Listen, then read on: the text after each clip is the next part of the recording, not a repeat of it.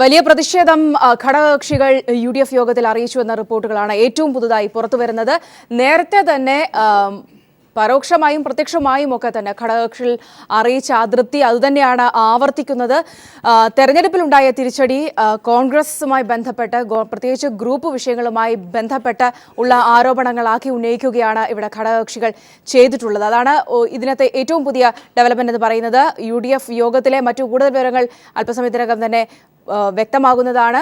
നമ്മൾ ചർച്ചയിലേക്ക് കടക്കുകയാണ്. ഇപ്പോൾ തത്സമയം നമ്മോടൊപ്പം ശ്രീ VS സുനിൽകുമാർ ചേരുന്നുണ്ട്. ശ്രീ VS സുനിൽകുമാർ, UDF രാഷ്ട്രീയം പ്രത്യേകിച്ച് JDUമായി ബന്ധപ്പെട്ട വിഷയങ്ങൾ വലിയ അതൃപ്തിയിൽ തന്നെയാണ്. നേരത്തെ പാലക്കാടുണ്ടായ അനുഭവം തന്നെയാണ് തദ്ദേശ തെരഞ്ഞെടുപ്പിലും ഉണ്ടായതെന്ന് അവർ ആവർത്തിച്ച് പറയുന്നു. കേരള കോൺഗ്രസ് വലിയ അതൃപ്തിയിലാണ്. UDF രാഷ്ട്രീയം എങ്ങോട്ടേക്ക് പോവുകയാണ്? അല്ല, UDFിൻ്റെ ഈ ഘടകകക്ഷികളെ പിടിച്ചു നിർത്തിയിരുന്നതും കോൺഗ്രസിനകത്തുള്ള അസംതൃപ്തിയെ അവർ പിടിച്ചു നിർത്തിയിരുന്നതും അധികാരം എന്ന ഒരൊറ്റ അട്രാക്ഷനിലാണ്. ഇത് കോൺഗ്രസിനെ UDFിനെ സംബന്ധിച്ച് ഇന്ന് അവരുടെ ഗവൺമെൻറ്റിൻ്റെ അന്ത്യ നിമിഷങ്ങളിലേക്ക് കടക്കുകയാണ്. രണ്ടാമത് അധികാരത്തിൽ വരാൻ പറ്റാത്ത വിധത്തിലേക്കുള്ള ജനങ്ങളുടെ പിന്തുണ നഷ്ടപ്പെട്ടിരിക്കുന്നുവെന്ന് അവർക്ക് തന്നെ സ്വയം ബോധ്യപ്പെടുകയും ചെയ്ത സാഹചര്യത്തിൽ സ്വാഭാവികമായ ഒരു ശൈഥില്യത്തിലേക്കാണ് UDFിൻ്റെ പോക്ക് എന്നുള്ള കാര്യത്തിൽ യാതൊരു സംശയമില്ല. കാരണം UDFിൽ ഇപ്പോൾ ഘടകകക്ഷികളായിരിക്കുന്ന പല ആളുകളും ഇടതുപക്ഷ മുന്നണിയുടെ ഭാഗമായിരുന്ന ആളുകളാണ്. ഇടതുപക്ഷ മുന്നണിയിൽ നിന്ന് അവർ വിട്ടുപോകാൻ ഐഡിയോളജിക്കലായിട്ടുള്ള എന്തെങ്കിലും പ്രശ്നങ്ങളുടെ മുകളിൽ വിട്ടുപോയിട്ടുള്ളതല്ല, പ്രായോഗികമായ ചില സീറ്റുകൾ തർക്കത്തിൻ്റെ പേരിൽ വിട്ടുപോയിട്ടുള്ള ആൾക്കാരാണ്. അങ്ങനെയുള്ള ആളുകൾക്ക് അവിടെ പോയതിന് ശേഷം ഉണ്ടായിട്ടുള്ള അനുഭവം, അവർ ഐഡിയോളജിക്കലായി അവർ ഇവിടെ നിന്നതിനേക്കാൾ മോശപ്പെട്ട നിലയിലേക്ക് UDF പതിച്ചപ്പോൾ അതിൻ്റെ ഭാഗമായി മാറേണ്ട ഗതികേട് അവർക്ക് വന്നു.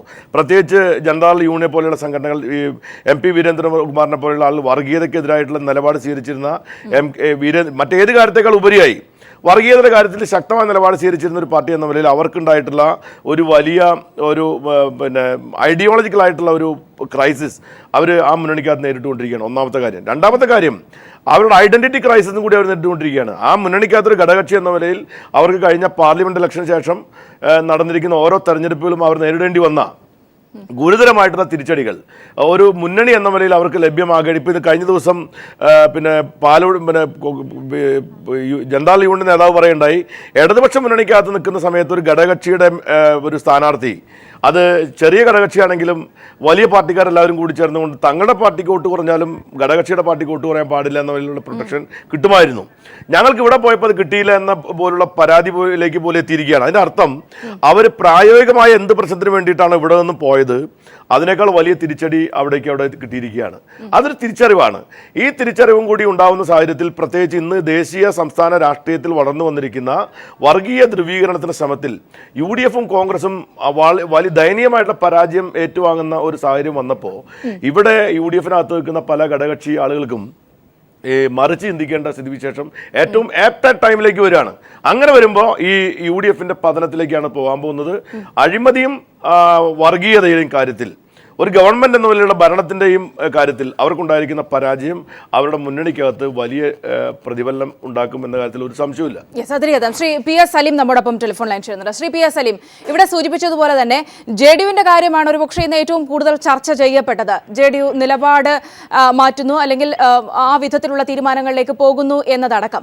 ഇന്നിപ്പോൾ UDF യോഗത്തിൽ ഉണ്ടായിരിക്കുന്നത് ഘടകകക്ഷികൾ ഒന്നാകെ രംഗത്തെത്തിയിരിക്കുകയാണ്. മിനിമം മുന്നണി മര്യാദ പോലും തങ്ങൾക്ക് തരുന്നില്ല എന്ന ഒരു ആക്ഷേപത്തിലാണ് ഘടകകക്ഷികൾ എത്തി നിൽക്കുന്നത്. ഇവിടെ സൂചിപ്പിക്കപ്പെട്ടതുപോലെ തന്നെ അഴിമതി ആയാലും മറ്റ് വർഗീയ നിലപാടുകളായാലും അത്തരത്തിലുള്ള പൊതുവിലൊരു അസഹിഷ്ണുത മുന്നണിയിൽ ഉണ്ടാകുന്നു. ഘടകകക്ഷികൾക്ക് അവർക്ക് വേണ്ടത്ര പ്രാധാന്യം ലഭിക്കുന്നില്ല എന്ന തരത്തിലേക്ക് കാര്യങ്ങൾ എത്തുമ്പോൾ ആ ഒരു സാഹചര്യം ശ്രീ സലീം. അല്ല സൗമ്യ, ഇത് ഈ നിലപാടുകളുടെ പ്രശ്നമാണ് UDF യോഗത്തിൽ ഒരു ചർച്ചയുണ്ടായെന്ന് ആരാണ് പറഞ്ഞത്? ഉടനൊന്നും പരിഹരിക്കാൻ കഴിയാത്ത മുറിവാണ് എന്ന് കേരള കോൺഗ്രസ് മാണി വിഭാഗം ചൂണ്ടിക്കാട്ടി. കോടതി വിധി വന്ന ഉടൻ തന്നെ കോൺഗ്രസ് നേതൃത്വം KM മാണിയുടെ രാജി ആവശ്യപ്പെടുകയായിരുന്നു. തങ്ങളോട് കാട്ടിയ നീതി പുലർത്തിയില്ല എന്നുള്ള ഒരു നിലപാടാണ് യോഗത്തിൽ കേരള കോൺഗ്രസ് നേതൃത്വം സ്വീകരിച്ചത്. ഡിസംബർ 7-8 തീയതികളിൽ ഉഭയകക്ഷി ചർച്ച, അതായത് തെരഞ്ഞെടുപ്പ് പരാജയവുമായി ബന്ധപ്പെട്ടുകൊണ്ട് ഘടകകക്ഷികൾക്കുള്ള പരാതികൾ പരിഹരിക്കാൻ 7-8 തീയതികളിൽ ഉഭയകക്ഷി ചർച്ച തീരുമാനിച്ചിട്ടുണ്ട്. ആ യോഗത്തിൽ ലീഗ് ഉൾപ്പെടെയുള്ള കക്ഷികളുമായി നിലനിൽക്കുന്ന അഭിപ്രായ ഭിന്നതകൾ പറഞ്ഞു തീർക്കും എന്നാണ് യോഗത്തിന് ശേഷം UDF കൺവീനർ PP തങ്കച്ചൻ വ്യക്തമാക്കിയത്. മറ്റ് കക്ഷികളുമായുള്ള ചർച്ചകളും ഈ ദിവസങ്ങളിൽ നടക്കും.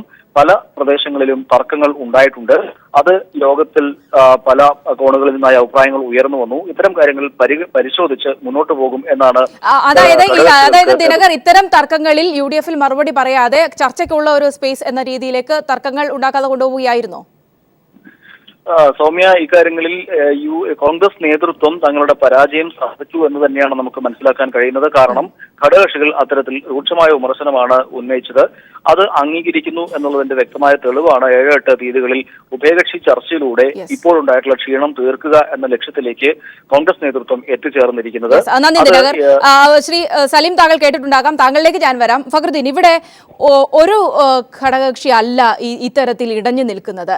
പൊതുവിൽ കോൺഗ്രസിൽ ഉണ്ടായിട്ടുള്ള ഈ സൂചിപ്പിക്കപ്പെട്ട പോലെയുള്ള ഗ്രൂപ്പ് വഴക്കുകൾ, അത്തരത്തിലുള്ള പ്രശ്നങ്ങൾ ഘടകകക്ഷികളെ പോലും കാലേവാരി നിലത്തടിക്കുന്ന രീതിയിലേക്കുള്ള കാര്യങ്ങളിലേക്ക് കടന്നു എന്ന പൊതുവിൽ ഘടകകക്ഷികളെല്ലാം അതൃപ്തരായി നിൽക്കുന്ന തരത്തിലേക്കുള്ള ഒരു അവസ്ഥയിലേക്കല്ലേ?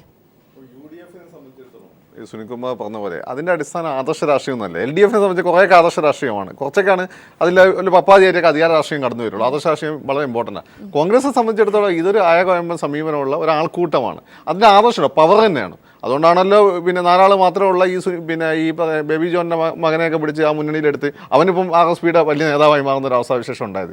ഇവിടെ നമ്മൾ കാണുന്ന ഒരു സംഭവം വെച്ചാൽ കോൺഗ്രസിൻ്റെ ഉള്ളിൽ തന്നെ വലിയൊരു ഡിസാറ്റിസ്ഫാക്ഷൻ ഉണ്ട്. കാരണം ഈ അരുവിക്കരയ്ക്ക് ശേഷമുള്ള കോൺഗ്രസ് അല്ല മുമ്പുള്ള കോൺഗ്രസ് അല്ല അരുവിക്കരയ്ക്ക് ശേഷം നമ്മൾ കണ്ടത്. ഉമ്മൻചാണ്ടി വെക്കടാ വെടി എന്ന രീതിയിൽ മറ്റേ ശ്രീനിവാസൻ്റെ പടത്തിൽ പറയുന്ന പോലെ സൂപ്പർ സ്റ്റാർ സുരാജ് എന്താ രാജപ്പൻ തെങ്ങുമൂട് പറയുന്ന പോലെ വെക്കടാ വെടി എന്ന് പറയുന്ന രീതിയിൽ നിൽക്കുന്ന ഒരു ഉമ്മൻചാണ്ടിയായിരുന്നു. ആ ഉമ്മൻചാണ്ടി എല്ലാ അധികാരം അയാളിലേക്ക് കോൺസെൻട്രേറ്റ് ചെയ്യും. കോൺഗ്രസിൻ്റെ ഇന്റേണലായിട്ട് തന്നെ പ്രശ്നങ്ങളുണ്ട്. സ്ഥാനാർത്ഥികളെ പരസ്പരം തോൽപ്പിക്കാനും ഉമ്മൻചാണ്ടിയുടെ ശക്തി ഉറച്ചു കാണിക്കാനും രമേശിൻ്റെ ശക്തി ഉറച്ചു കാണിക്കാനൊക്കെ ഇവർ ശ്രമിച്ചിട്ടുണ്ട്. കൂടെ തന്നെ ഈ വീരേന്ദ്രകുമാറിൻ്റെ ഒരു വലിയൊരു പ്രശ്നം വെച്ചാൽ വീരേന്ദ്രകുമാറിൻ്റെ കേരളത്തിൽ ഏറ്റവും കൂടുതൽ VS അച്യുതാനന്ദൻ, കാനൻ രാജേന്ദ്രൻ, VM സുധീരൻ ഇവർ കഴിഞ്ഞാൽ ഏറ്റവും കൂടുതൽ റെസ്പെക്ട് കിട്ടുന്ന രാഷ്ട്രീയ നേതാവാണ്. അത് കാലാകാലമായിട്ട് നമ്മൾ കാണുന്നതാണ്.